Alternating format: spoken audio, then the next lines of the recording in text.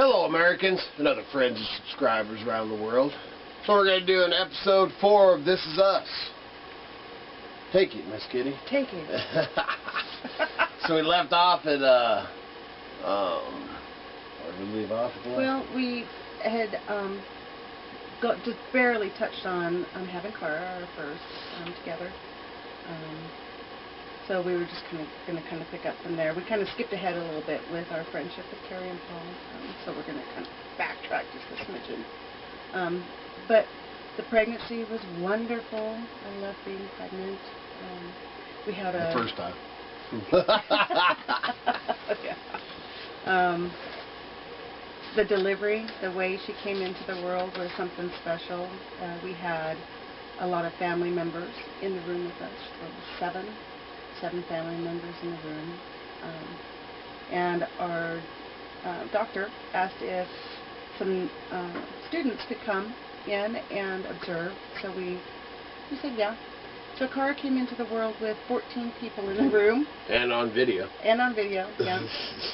Yeah, lots of family and lots of strangers, which is kind of unique. Yeah. We had a party. Yeah, it was nice. Yeah. Pretty cool. Yeah. Starting our little family was very enjoyable for both of us. We really enjoyed having...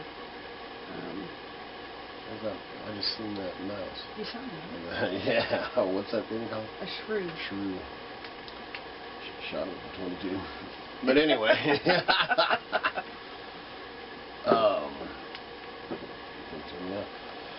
Yeah, so that was great. You know, one thing when you don't have, or when you come from a divorced family, I mean, that was all we ever wanted. You know, most people want to be doctors, lawyers, all that, and all we ever wanted to be was mom and dad and married. Yeah, and having kids. And when you start that part of your life, you have all these wonderful ideas of how it's going to be, but then when it actually happens it ain't and like you're living that. it, no, there's a lot of things that people don't tell you, or they try to tell you that you don't believe, and it's not easy. But every turmoil, every difficulty that we've ever encountered, it was hard, and you know, we got through it, but it was worth it to gain that strength. And then we had, when Cara was born, that was, when I was born, we had 6 generations. When Cara was born, we had 5 generations. So put a couple pictures on the beginning of this. That was a big thing, and you know, we planned on having a baby, or having a baby for Cara a year or so down the road. Yeah. And you know, man, so we just had a wonderful year with Cara and stuff, and that was a really good year. That was 90 to 92, and then she got pregnant with Katie Joe. And of course, we were excited, man. Things were going great. Other than my grandpa was sick, colon cancer, and you know, the next few years we're really not even going to go into the thing, because after yeah, we had a real tough couple of years. Just after, well, in '93. Here, I'm gonna get ready for this section. I think that was part of the problem. That was part of the problem. That was part of the problem. Yeah. So, and we kind of discussed, you know, the things that we would share, not just with all of our subscribers and viewers, but just with. There was a lot of crazy. Crazy. Yeah, we were things, definitely you know, tested in those years. Anything that you can possibly think of. Everything from a drugged-out father to my grandpa ended up passing away. I turned into a lunatic drunk that you know, didn't care. Had a few years I really didn't care if I lived or died. And, you know, losing my grandpa was probably at that, you know, at 20, whenever I was 22 or 23 years old, and that was the biggest. Most horrifying, you know. I didn't handle it well. Your real first experience with death. Yeah, well, so somebody that close, you know, I'd passed away, Grandpa Mike, and so I mean, my grandpa was my, you know, everything. Man, he was my dad, he was my best friend, and everything. But we found ways to, you know, keep our family together and to... It was a rough go. Yeah, it really was. Yeah. It was a rough go of it, and then so we were just gonna kind of skim by those, you know. Dude, I was a drunken ass. I lost my mind for a while. Yeah. So, you know, and that wasn't the last bout of the friggin' damn drinking. Booze has been a devil in my thing, my whole, you know, except for the last over 10 years now. Yeah. But, so then, so we're just gonna go, and Katie Jo was born. It was wonderful. Had a healthy pregnancy. Yeah. The delivery was a little bit difficult, but, I had a C-section with Katie. had a cesarean, was in the hospital for about a week. Yeah.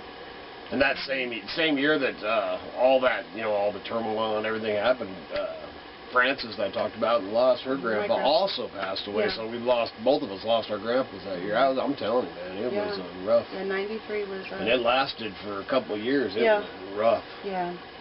Yeah. So any turmoil that you guys have, just, you can make it through it. You can make it through it. Just you know. You have to look at the positives, and for us, what we did is, you know, we looked at each other and said, this is love. We love each other. This other stuff is difficult and hard, but we need to learn how to deal with it and keep this together so that. Because everybody just throws everything away. Yeah. It's so easy. Yeah. You know, just like, you know. Yeah. Yeah. Next. Yeah. Yeah. Yeah. So then, so Katie Joy, I haven't been good. I would have been after Grandma Joe, dude. But she was a joy, you know, and we, you know, there was always camping and fishing in between. I mean, there's, of course, the good times, but yeah. So then we actually decided at that point that, what? I used to, when we first got married and we talked about family, when we talked about children, I said I wanted to have 6. Yeah, that's right. I wanted to have 6 kids, and after Katie, after that one, she changed her mind. That, well, it wasn't that I didn't. Actually, I remember telling you still want to have 6. Yeah, on the tape. On the table. Carter's birthing tape, he asked me, "So you still want to have 6 kids?" I'm like, "Yeah, I still want to have 6 kids." After Katie. But after Katie, you know, I still did want to have more kids. You have ideas of how your family's going to be and how life is going to be, and then it isn't. It was difficult to pay bills with 2 kids. For sure. And so at that point we said, you know, yes, we want to have more kids, but we've got all we can handle. Yeah. This is what we can handle. So then, we can't handle any more. So we decided to get me neutered. Yeah. And went in, did all the paperwork, and you know, when they asked your race, I put down you know, so, man, I'm big into the spiritual, you know, and the Native American thing, and I'll never forget, you know, because, you know, I got a little bit of Shoshone, mostly Cajun, but anyway, I put in when it asked my race, I put in Native American, and when I turned the papers in, they said, oh, you'll probably hear from us in, 6 or 8 weeks, and the next week they ran that through. That shows. That shows something, not to get all political, but I was just like, wow, man, still trying to do away with it. So, but anyway, so I had my schedule to go get neutered, and when you do that, they make you go through like a psychological we had to make go sure take a that little you're ready. thing, make so sure. There was several appointments you had to go through to actually get. In the meantime, why that happened, guess what? Kevin D says, or Kevin D, he doesn't, man, he's not very happy there. Everybody's calling him Kevin D. Kevin D. So, and so he was coming, man. He just said, I'm coming, dude. So she ended up getting pregnant with Kevin D. Yeah. And we're like, wow, all right. So we went through that pregnancy. That was a pretty good one. That was a crazy one because I had a pre-eclampsia with that pregnancy. Yep. Which is basically your body saying, "Whoa, we don't want this. Let's, you know, eject." So I was basically going into labor at 3 months. So I was put on bed rest. Yep. And that was the beginning. That was the beginning of your life. Because if I'm on bed rest with 2 kids, how can we pay the bills? How can those? And I was actually framing houses. Yeah. How can those children be cared for? What do you do? Yeah. And I was framing houses, working construction, and you know, of course, we were still doing we always did, like I said, we'd always do at least one flea market a month that we'd go set up in, at least, in our whole forever. Yeah. And the auctions, I was an auction junkie, so I was always buying stuff. And we lived at the Mouse House, and man, I had a garage just packed full. And we'd also do a 2 or 3 yard sales a year or whatever. I gotta check this. Making sure. Still good? Never run out of time. This is gonna be a little longer one. I have to do 2 sections. But so anyways, I had all this, all this stuff stocked up, and man, they put Kitty on bed rest. And my grandparents from her grandma Joe gave me these. We used to have these little speakers where you push the button. It was this box. It was an intercom. Yeah, an intercom system, man. We had them at the cabin because Grandpa had one down at where we'd work on the snowmobiles and stuff. Or no, actually, we had one at Grandma Bertha's cabin. My great grandma, because she had the cabin next to us. And Grandma Bertha had one, and then there was one at the cabin. I wonder what happened to us. I don't know. Probably sold them. No, I wouldn't have sold those. They weren't worth it. Anyway, but so I put one of those out in the garage, and I opened up. We called it the never-ending yard sale. And man, I opened that yard sale up because she was on bed rest, and started selling. And I'd also go to the auctions and pick up stuff. And I'm gonna stop this right here. Okay. Then I'm gonna double this. So yeah, 'cause this can be a long one. Okay, so much for Kevin D's short videos. So I started doing this yard sale, pulling stuff out of the deal, and I had an intercom system, or I had those intercoms, one out in the garage and one in there with Miss Kitty, and so that she could call, I wouldn't let her get up to get a drink of water. The only thing she'd get up is go pee, and I had to be in there. So, she was like taking care of a little child. So, man, I was on her all the time. And the window, because we had the garage set back behind the little house. And I had the whole, and I mean, dude, it was huge. Had this whole parking lot filled up with stuff pouring out into the front yard. And the bedroom window was right there. And it was open, because it was warmer weather, summertime and stuff, so I'd open it up, man, so I could go and stick my head in there and check on her, and I had her in there with books and TV, all that.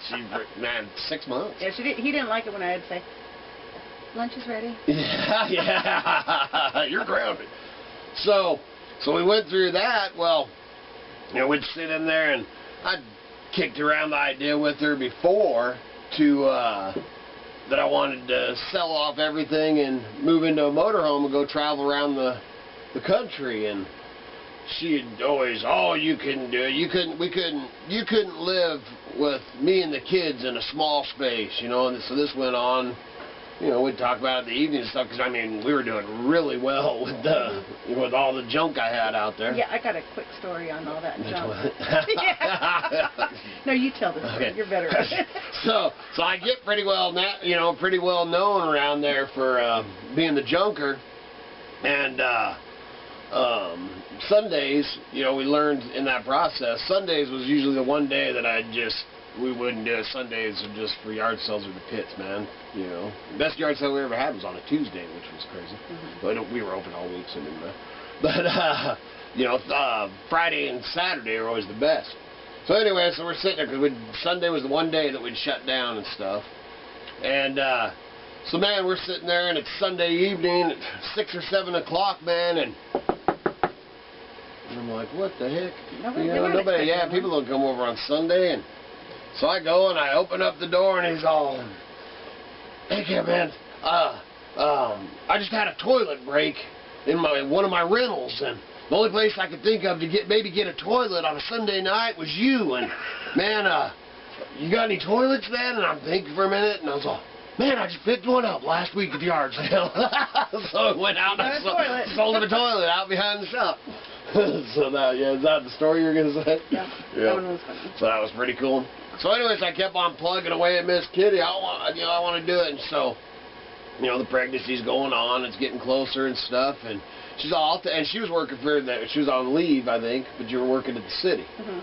So for the city of Boise City, and which was a good job. And she told me, because I kept on telling her, oh man, we can do it. We can all live in a, small space and blah blah blah. And she's all, I'll tell you what. After we knew it was a boy at this time, just by accident, because we didn't want to, know. But anyway, so she says, I'll tell you what, if you can take the kids, you know, none of them were in school, nothing.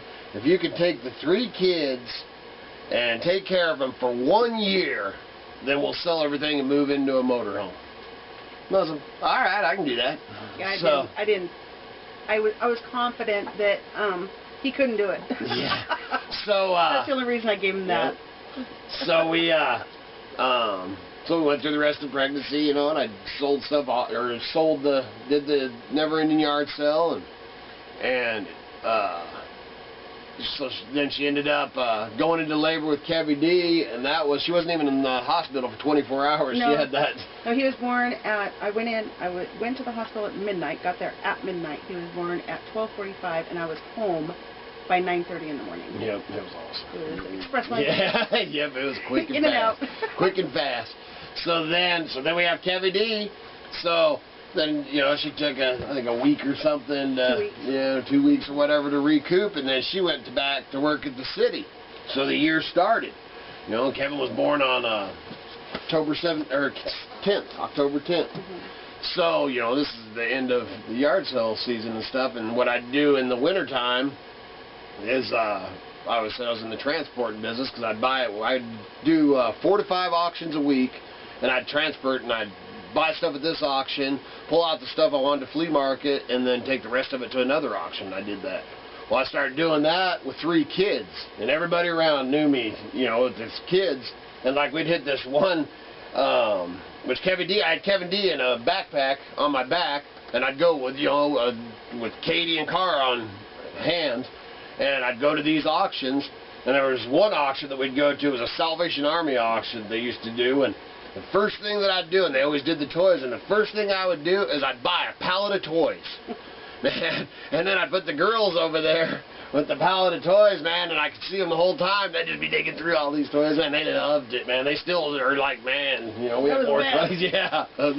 But, so anyways, I did that, and come around January, I met this guy that was kicking around this idea of opening up a flea market out across from Micron on the outskirts of Boise there. Papa Giorgio, which he turned out to be a crook and a liar, but so anyway, man. What you don't know. Yep. Huh? What you don't know. Yeah, what you don't know. But I hooked up with him, and there was a handful of us, and we started doing this flea market in January. We built these little shannigan things, and started this flea market in January. And so I'd sell out there on the weekends too, you know, and if I didn't have then I'd go do the one flea market a month at the fairgrounds, and did that through the winter time in the auctions with 3 kids, man, in tow the whole time. I had a full-time job. Yep, the whole time. Very busy year. Oh yeah, it was crazy. Very busy Yep, year. crazy. Them kids, man, it was amazing. Yep. Man, and so we did that for a year. Mm-hmm. And then I said, I did it. I did it. So then, So Kevin D turned 1 in October, and by December, just before Christmas, wasn't it? Is that when we sold everything? Yeah. The hardest thing for Miss Kitty to give up when we were selling, because we sold everything, man, you know, washer, dryer, everything. And that's the hardest thing for her to give up was her washer. My washer and dryer. Washer and dryer. That was the one thing that she almost cried. I knew I could cook. You know, without my stove. I knew I could refrigerate without my we fridge. traded our car. We had a Ford Maverick, yellow Ford Maverick. We traded Awesome the car partial for the. I wish I still. Yeah, the Dodge Coachman. So do I now. It was a 4-door Maverick 302. Awesome car. So then, we sold off everything and we moved into the motorhome. So we'll leave this one at that. In December. In December. Yeah. Moved into a motorhome and first motorhome we ever owned or anything, you know. Yeah. So we'll start moving on to. I've been excited to get to the motorhome days, and those. That's gonna take.